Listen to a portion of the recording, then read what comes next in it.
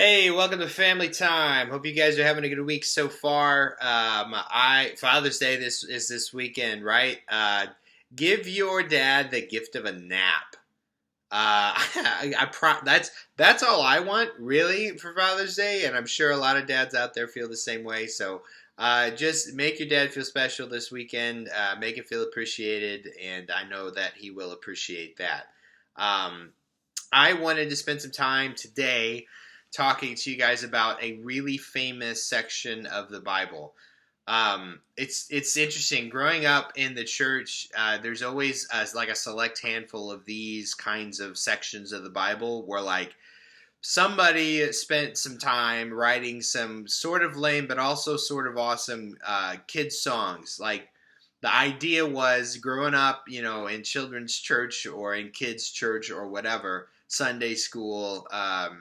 You would have these songs being written and it's to help you either memorize some verses or understand some of these stories that are important to the gospel. But this is one of those sections. Okay, so if you've been a part of Christianity for very long at all, you've no doubt familiarized yourself with the fruit of the Spirit in Galatians 5. This is one of those sections, again, that had a song written about it. I will not sing it. I won't. You can Google it if you want. But the section reads like this. The fruit of the Spirit is love, joy, peace, patience, kindness, goodness, faithfulness, gentleness, and self-control. That is quite a list, right? I think if any of us mastered literally any of those things on that list, we would be a superhero. Because there's never really a time where we've got a firm grasp on all of them, let alone one of them. Like we just can't quite wrap our lives around those things. But I want to give this section just a little bit more context. Paul, right before this, he talks about what he calls the works of the flesh. It's stuff like jealousy, anger, divisiveness, envy. Also, there's some other things on there that you probably need an adult present to walk you through because it's a little bit mature. But those two lists, the works of the flesh, quote unquote, works of the flesh, and the fruit of the Spirit, are kind of opposites. And it's not a stretch to say that the works of the flesh are in direct conflict with the fruit of the Spirit. And it's easy to pick which one we prefer, which lists we prefer, which group of actions or feelings that we would certainly choose for ourselves over the other. And so why don't we do that more often? Why don't we choose the fruit of the Spirit more often? I kind of think of it like this. So obviously we live in central Illinois. That basically means two things: corn and soy.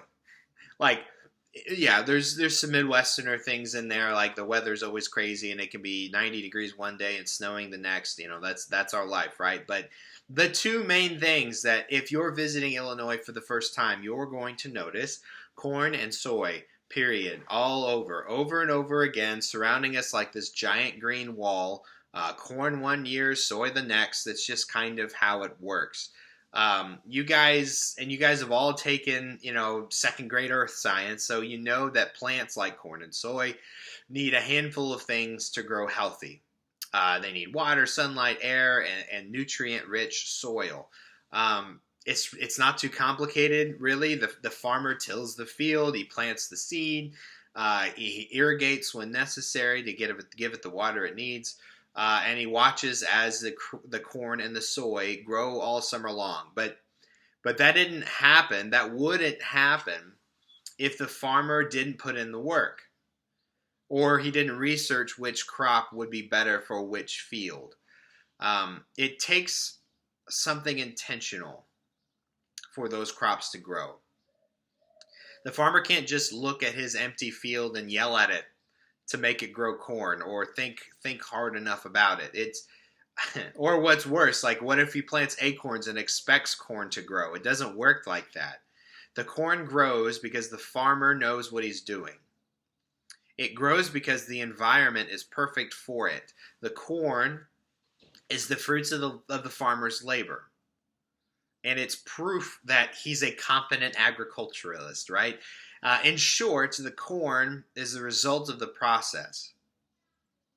Those lists that I mentioned a minute ago in Galatians 5 kind of work the same way. If you are someone who is bitter, angry, envious, jealous, or divisive, then those qualities are proof that your heart is not centered on the Spirit.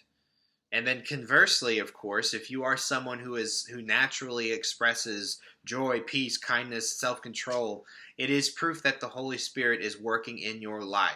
And I think the thing about the fruit of the Spirit that always tripped me up is that I thought I had to act those actions out in order to be more filled by the Spirit or something along those lines. But the opposite is actually true. The Spirit isn't going to move in my life by me doing more things, by me acting out more of these qualities. When I make Jesus the King of my life, the Spirit's already there. I already have him. He's not going to fill me more or fill me less. He is already there.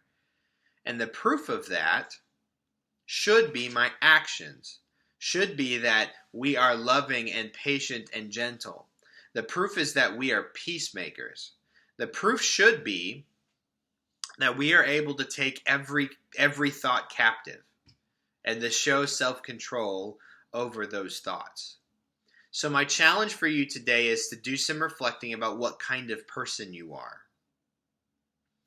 Are you someone whose actions reflect evidence that the Spirit is moving in your life by expressing love, joy, peace, patience, kindness, goodness, faithfulness, gentleness, and self-control? Or are you bitter and petty and angry? There may be something else in control of your heart, if that's the case. For those of you who are followers of Jesus, I encourage you to spend more time this week legitimately seeking the Spirit. Ask God to reveal himself to you. He promises that he'll do it. That's one of those things that in the Bible, God makes a promise. If you pray for wisdom, you'll get wisdom. If you ask him to show up, he will show up. In one form or another, he will be there. You'll be surprised at what happens, what becomes of your attitude and your actions with the Holy Spirit as your motivator. What should happen if you've got the Spirit legitimately working in your life? You should be someone who loves more, has more joy. You should stand out as someone who is a peacemaker. You should stand out as someone who is gentle, who is kind, who is faithful. Those should be qualities that just kind of come out of you. Your words, your actions, how you treat others.